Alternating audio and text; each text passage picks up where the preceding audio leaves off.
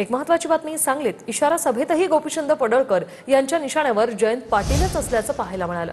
इस्लामपूरचा ईश्वरपूर होणार असल्यानं काही जण बिथरले ते हिंदू विरोधी आहेत, त्याचबरोबर आरेला कार्यच करणार असं इशारा पडळकर यांनी दिलाय। चंद्रकांत दादा तो बिथरलाय त्या दिवशी ज्या दिवशी तुम्ही प्रयत्न करून देवाभाऊंच्या नेतृत्वामध्ये इस्लामपूरचा ईश्वरपूर केला, त्या दिवशी गडी सगळ्यात जास्त बिथरलाय।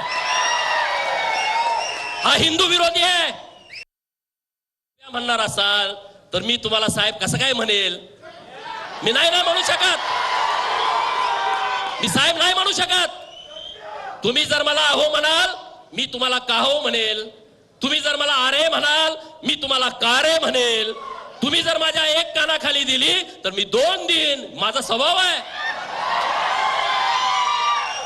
एका बाजूने संस्कार होणार नाहीत, दुसऱ्या बाजूने पण झाले पाहिजेत। आणि म्हणून ही इशारा सभा त्यासाठी आहे। महाराष्ट्र म्हणजे तुम्ही नाही आहे। हे जे महाराष्ट्रातली 100-125 घरांनी प्रस्थापित जी काँग्रेस आणि राष्ट्रवादीमध्ये काम करतायत ते म्हणजे महाराष्ट्र ही जी त्यांच्या डोक्यात संकल्पना आहे ती पहिली त्यांनी काढून टाकावी।